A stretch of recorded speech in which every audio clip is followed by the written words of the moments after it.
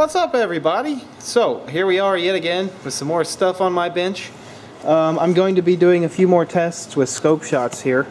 Something I wanted to do in the last video, but I didn't. So we're going to do it now. We're going to do a simple test, and I want to show you guys something interesting about this test. I've got a various selection of light bulbs, their resistance values and their wattage values, and we're going to be checking RPM. And we have a 1 ohm resistor that we're checking for current here, and we have a another probe lead here that's just doing the voltage. So we're checking the voltage on this coil and basically the current going through the entire circuit. So the blue trace is the current, the yellow trace is the voltage. I just have here a peak to peak so we can kind of get a reference point. The peak to peak here is actually going to be our current, but it's just a measurement in the voltage across that resistor. The yellow here is actually a true voltage reading, peak to peak. So let's do the test. I'm going to write down all of our input to our motor. Okay, we're using the power supply again, and I'm going to be writing down the current draw on this measurement along with each one of our loads. Now, what I want to show in this video is that with a dead short, it seems to be free-floating, almost as if the coil is saturated and the magnetic field has nowhere to go. I'll give you a brief description at the end of this video, but let's run the test first. So I'll show you what happens when you have no load, when you have a shorted load, and then when you have a resistive load of different various types. So I'm just going to set the camera here, and I will get it set up. We'll just keep grabbing the camera as we go. This will just be a one-time recording, maybe. So, alright, no load. This is with no light bulb. Alright, I'll write it down here. Here's what we're going to do.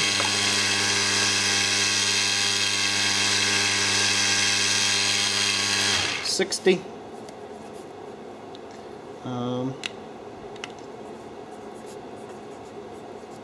60-30 RPM at 0.26 amps. Okay.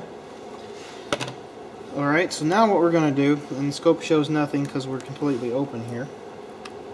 Now what we're going to do is we're going to do a dead short condition through a 1 ohm load. Alright.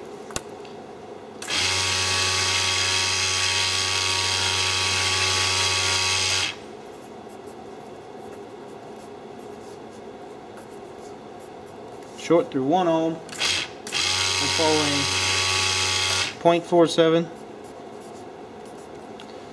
and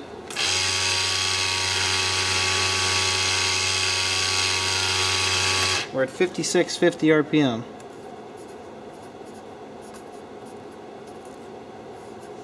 Alright, now let me show you what the current and voltage looks like.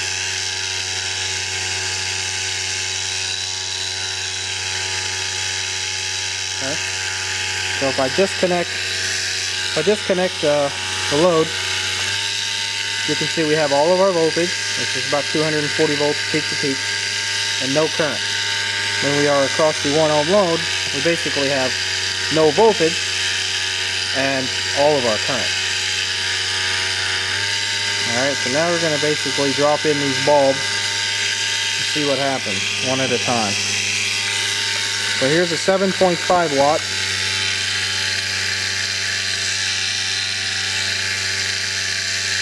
Okay, and I'll do the measurements on the RPM and the current load later.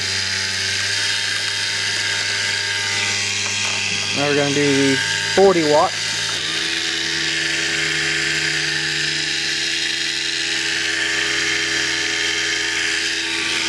Alright.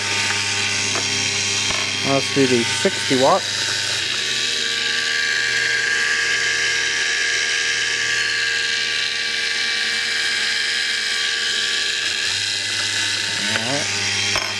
And we will do the 90 watt.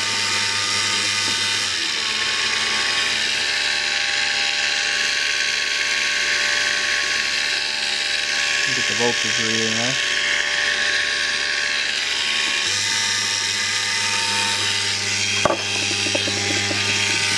Okie-dokie.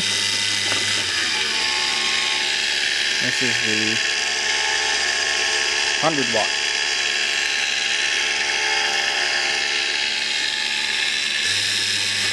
Okay. Now I'm going to do all those tests again, but I'm going to do all the measurements. I'll just do them off camera. And then I'll show you the results. So let's jump and skip it ahead. Here we go. Alright, I've completed the tests, and here is the official data. I need to get out of the light, maybe. So, our lower wattage is a higher resistance, the RPM is higher, the current is lower, the voltage is higher, the input current is lower. That is equal all the way across this board. So, as the resistance goes down, the RPM goes down, the current is pulling more. Okay, we're pulling more current. Again, that's voltage representing current. The voltage across the generating coils is going down, and the input current is going up to the little motor. At a dead short, you basically have maximum current, minimum voltage. Okay, and the input current is about 0.47 amps on the little motor. Okay, so a dead short is slightly more amperage. Alright, let me double check that. Okay, that's right. So at a dead short we got 0.47 of an amp on the input. With a tiny load we have a tiny bit less input. But then again we have no voltage at maximum current across the 1 ohm resistor. So, my general theory on this, this is what I think is happening here, is if you were to take a fan or a pump or anything such as that's moving fluid, liquid, or air, doesn't really matter, if you suffocate the pump, what happens, right? Okay, so you suffocate the pump and that thing just maximum speed, and it just goes into infinity. As soon as you start adding a little load, it starts going and pulling more from the source and also putting out some actual, production. So this is similar to that. When you short out a fan, you're shorting out a load like this. That's kind of the equivalence there, is how I'm kind of describing it in my own head. You get a maximum RPM when you short out a fan like that. When you cut off the airflow and don't allow it to pump, it just sits there and freewheels inside of its own air. It hits a maximum RPM. Try it with a vacuum cleaner if you don't understand what I'm saying. Take a vacuum cleaner, cut it off. You'll hear it rev out. Rev up real high. That's what you're seeing. Oh, and I gotta answer the phone now. Okay, so that's the end of this quick little test. I just wanted to kind of run that through you, show you what I've done, give you a little bit of data, show you some scope shots of what's going on. And that's it. So you guys make up your own decision. There's the data. Enjoy. Peace and love. Russ with rwgresearch.com and quantumgravityresearch.org. Alright, more to come. I'll be doing some more interesting tests. We'll see what we can come up with what I have around the shop. Alright, peace out.